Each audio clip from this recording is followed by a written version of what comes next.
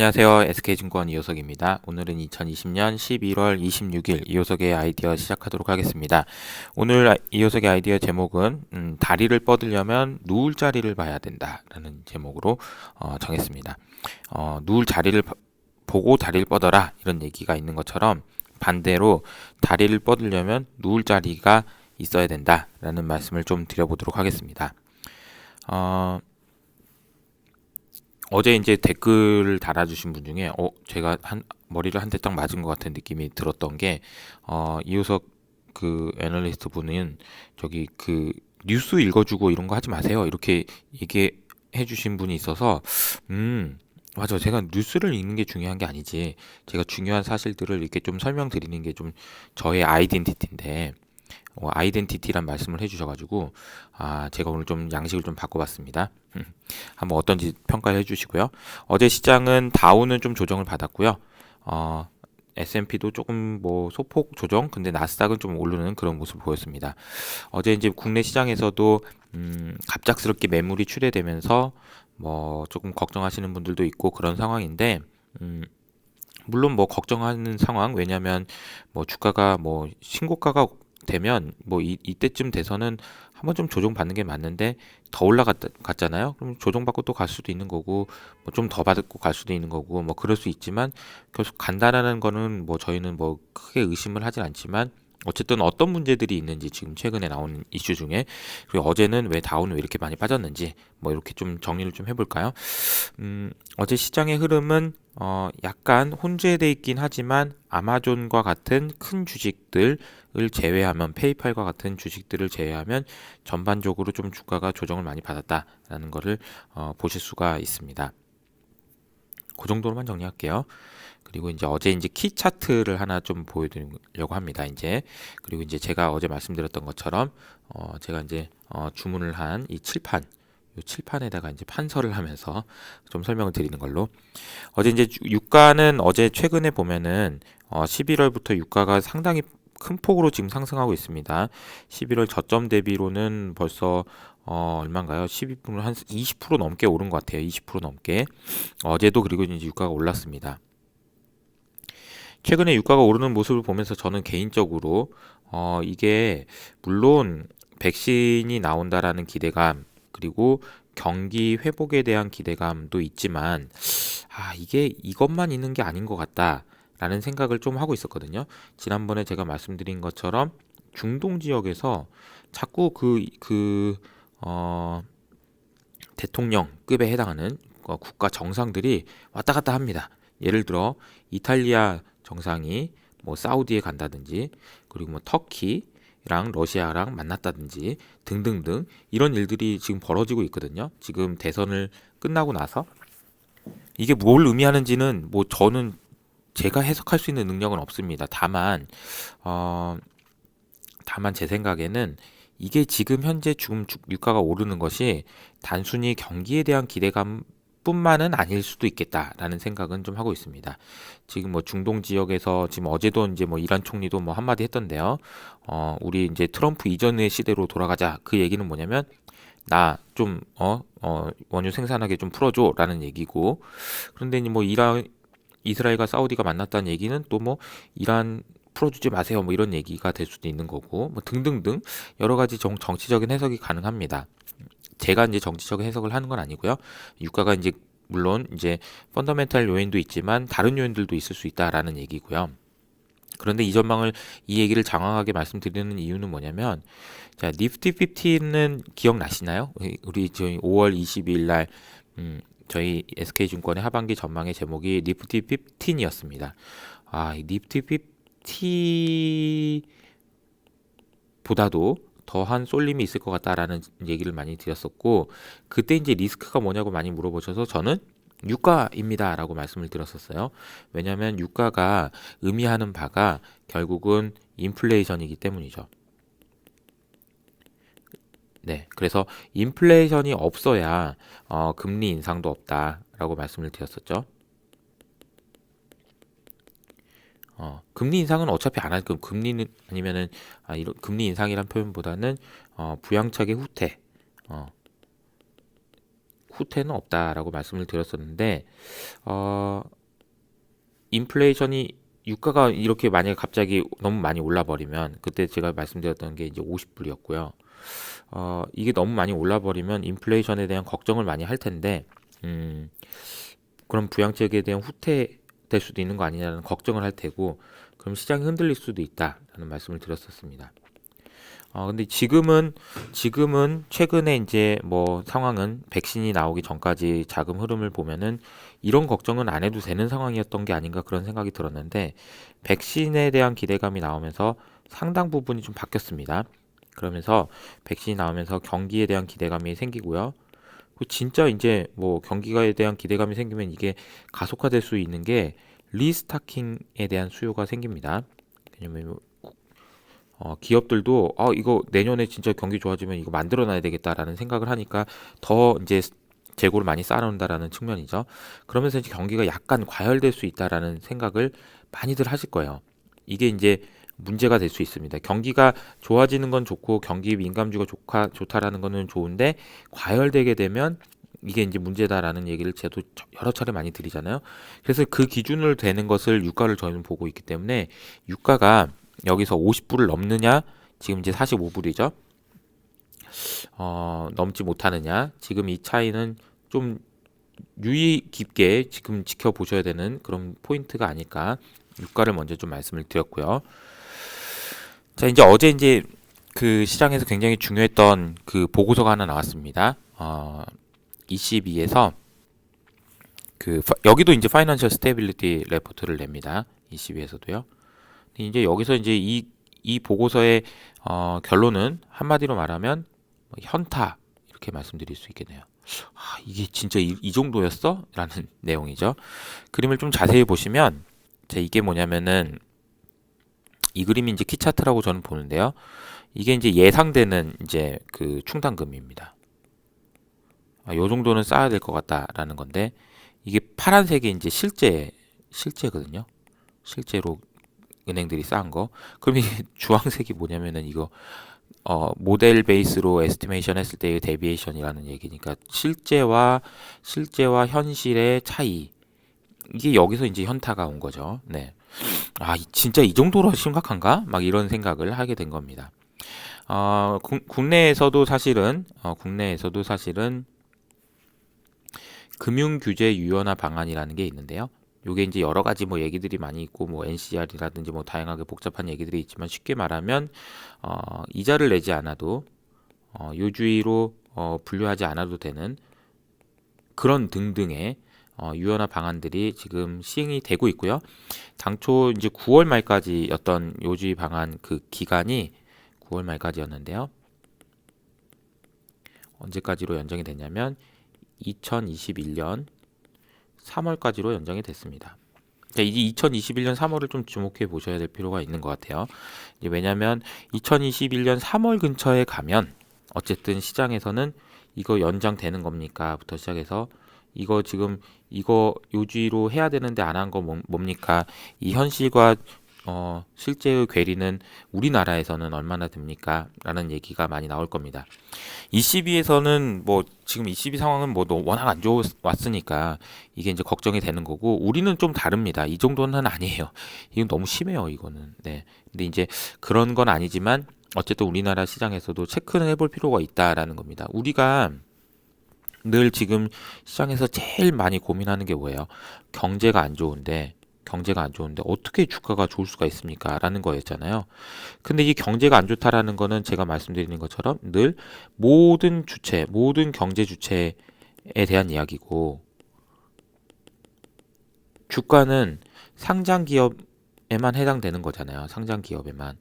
그래서 모든 경제 주체에 해당되는 얘기가 경제이기 때문에 주가에는 영향을 상대적으로는 덜 줍니다라고 말씀을 드렸지만 자, 모든 경제 주체가 뭐 부도가 난다든지 아니면 부실이 난다든지 이런 얘기들이 현실화될 경우에는 이거는 당연히 금융기관에는 영향을 줄 수밖에 없는 거죠. 그런데 이거를 지금 일단은 끊어놓은 게 금융규제 유연화 방안이라고 보면 이거를 잘 발라내고 이거를 단순히 이걸 보면서 지금 우리나라든 미국이든 어디든 간에 상관없이 이걸 단순히 지금 보고한 실제가 아니고 그 북트 현실로 쌓아놓은 충당금이 아니고 현실을 봐야 되는 거 아닌가. 실제로 가려놓은 거 말고 그런 내용들이 어제 이제 ECB에서 보여준 거라고 보시면 될 것 같습니다. 또 하나는 저희가 어제 이제 스크린을 이제 했었죠. 어제 스크린 9시 반에 9시 20분에 저희가 이제 계속 매주 지금 하고 있는데 어제는 이제 박기현 연구원이 중국에 대한 얘기를 좀 해줬습니다. 못 들으신 분도 있을 것 같아서 결론적으로만 말씀을 좀 드리면 중국의 회사채 부도가 지금 최근에 많이 나오고 있습니다. 근데 이걸 보고 이제 많은 분들이 야 걱정을 하시는 거죠. 이거 뭐냐? 이거 지금 리스크 아니냐? 옛날에 그림자 금융 생각난다. 그죠? 그러면서 걱정을 많이 하세요. 그런데 일단 이렇게 좀 정리해 볼게요. 첫 번째 규모를 좀 보셔야 됩니다. 칭화윤이 굉장히 유명한 회사죠. 반도체 관련돼서 유명한 회사입니다. 여기서 이제 규모가 대략 회사채 부도가 났는데 2천억 원 정도 원화 기준으로 2천억 원 정도를 부도냈습니다. 제가 이제 이걸 보고 저의 느낌은 장난하니? 이런 느낌이었습니다. 장난해? 2천억? 왜 이런 느낌이었냐면 칭화윤이라는 기업의 국영 기업이죠. 정부가 인젝션 투자를 해준 돈이 제가 알기로는 20조가 넘어요. 근데 2천억을 못 내가지고 회사채가 부도났다고요? 이거는 뭐지? 뭐 이런 생각이 들고요. 두 번째는 뭐 박기현 연구원에 이제 체크를 해보니까 산업별로 봤을 때는 이제 과거에는 태양광 산업이면 태양광에 집중되고 뭐 이런 것들이 있었는데 요새는 전 산업에서 부도가 지금 나고 있다라는 게 특징인 것 같다라는 겁니다. 세 번째는 이 그림에 나와 있는 건데 국영 기업이 민간 기업에 비해서 국영 기업이 지금 부도가 안 나던 게 지금 많이 난다라는 겁니다. 그게 이제 특징이라는 거예요. 자, 이런 특징을 보고 우리가 임플리케이션을 찾아야 되는 게 뭔지를 세 가지를 좀 정리를 제가 좀 해봤는데 일단 해당 기업 입장에서는 이런 겁니다. 정신 차려 이런 거죠. 정신을 차려라. 그리고 이제 투자자들한테는 시그널을 주는 겁니다.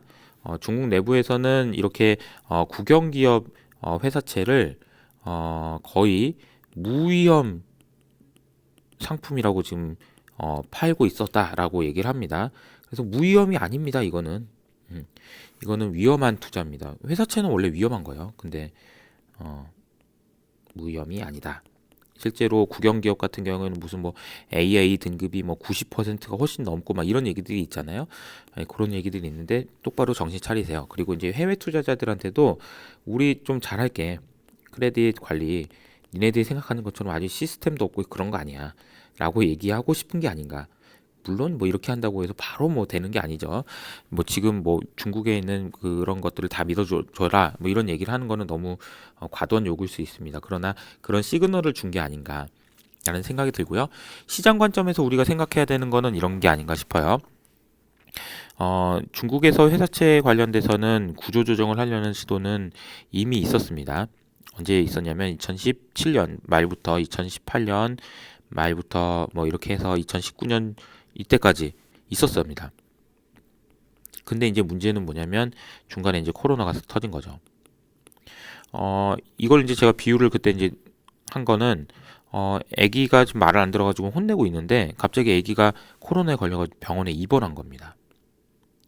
입원했으니까 이거 더 때릴 수는 없는 거잖아요. 그래서 잠깐 이제 참은 거죠. 좀 그 구조 조정하는 거 좀 참자라고 얘기를 하다가 이제 우리가 생각한 거는 퇴원했다 이런 겁니다. 말이 맞나 모르겠네요. 비유가 퇴원을 했다라는 얘기는 뭐냐면 코로나19의 영향력에서는 이제는 이제 살만해졌다. 그러니까 중국 정부가 판단하기에는 누울 자리가 생겼다라는 겁니다. 퇴원을 했으니까 이제 좀 구조조정 다시 하자라는 생각을 할 수 있겠다라는 생각이고요. 이거는 우리 국내 기업들한테는 상당히 선별적으로 굉장히 큰 수혜가 될 수 있다라는 생각이 좀 들고요. 쓸데없는 구조조정, 그러니까 좀비 기업들이 워낙 많았는데 이게 구조조정을 된다고 하지만 뭐 저도 이게 보면은 중국에서 구조조정 한다는 얘기 진짜 많았는데 진짜 되는지는 물론 되는 부분도 있지만 봐야 돼요. 그래서 수혜가 있다라는 부분은 잘 체크를 하셔야 되겠지만 어쨌든 개념적으로는 회사채 부도 사태를 보고 우리가 이해해야 될 부분은 이런 게 아닌가 그런 생각을 좀 하고 있습니다. 마지막으로 오늘 좀 내용이 많아서 좀 긴데 마지막으로 자 FOMC 의사록입니다. 어제 좀 중요한 일들이 많았던 것 같아요. FOMC 의사록에서 좀 여러 가지 얘기들이 나왔지만 결국은 자산 매입에 대해서 자산 매입을 좀 더 늘리겠다라는 얘기를 좀 더 조만간 할 것처럼 이제 얘기를 했습니다. 의사록에서요. 이게 이제 어떤 의미가 있는지를 좀 이제 저희가 그림으로 좀 설명을 좀 드려보면 자 이제 2000 이걸 먼저 말씀드려볼게요. 08년 금융위기 때랑 지금 현재랑 가장 큰 차이가 뭘까요? 여러 가지 차이가 있지만 이때 08년 때는 아이폰도 없었으니까 뭐 그리고 이때는 QE도 없었잖아요. QE도 없었고 아이폰도 없었고 등등등 뭐 많았습니다. 너무 차이가 크죠. 근데 가장 큰 차이 중에 하나는 저는 뭐라고 생각하냐면 미국의 부채라고 생각합니다. 미국 정부의 부채가 08년 때 9조 달러였고요. 지금은 27조 달러입니다. 이렇게까지 많이 늘었다라고 생각하시는 분이 별로 없어요. 딱 3배 늘었습니다. 진짜요? 네, 진짜예요. 이거 검정색 보시면 이게 보세요.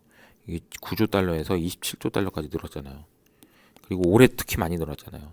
근데 뭐 재정 정책을 많이 쓰고 이런 거 좋은데 미국 정부가 언제 뭐 재정 정책 안 쓴 적 있나요? 항상 썼죠. 돈 맨날 빌렸는데요. 네. 그런데 여기서 이제 중요한 포인트는 제가 늘 말씀드리는 것처럼 은행에서 돈을 빌릴 때는 은행이 이자를 정하지만 정부가 돈을 빌릴 때는 정부가 이자를 정합니다. 이렇게 말씀을 드립니다. 그러면서 우리가 CBO라고 하는 곳에서 미국 정부의 예상국인데 여기서 예상하고 있는 이자, 이 이자가 상당히 내년에도 많이 떨어질 거다라고 예상을 해놓은 상황이다라는 겁니다. 그런 상황에서 경기가 좋아져서 아니면 적자 부채를 많이 발행해서 금리가 올라간다라는 생각을 하는 거는 이건 1차원적인 생각인 거죠.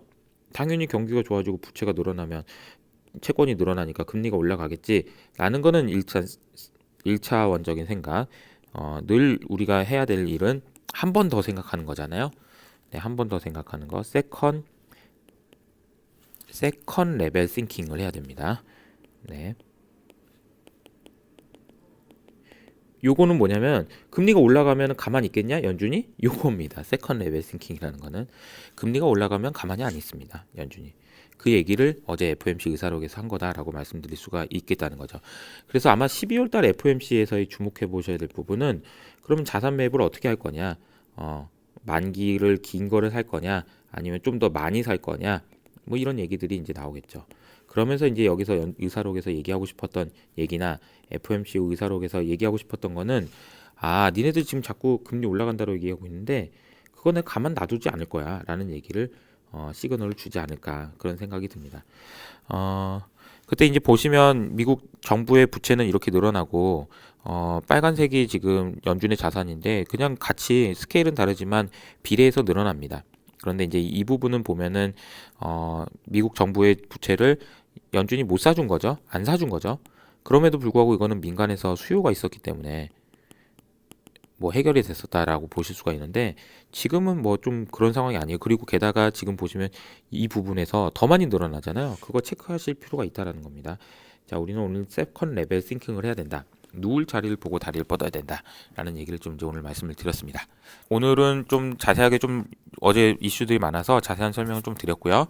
오늘 제목은 다리를 뻗으려면 누울 자리를 봐야 된다라는 제목이었습니다. 뭐 다른 전망이나 이런 부분이 들어가진 않았지만 오늘 유가에 대한 말씀을 드렸고 그리고 ECB 현타가 왔다 뭐 이런 얘기 드렸고 그 다음에 이제 중국 회사채 부도 관련된 얘기 드렸고 그리고 FOMC 의사록 얘기 드렸습니다. 그 내용 잘 보시고 좀 판단을 잘 하시면 좋겠고요. 저희는 뭐 중장기적으로 계속해서 시장에 대해서는 아주 설명이 가능한 거냐라는 생각이 들 정도로 긍정적으로 보고 있다라는 말씀을 마지막으로 드리면서 오늘 이호석의 아이디어 여기서 마치도록 하겠습니다. SK증권 이호석이었습니다. 감사합니다.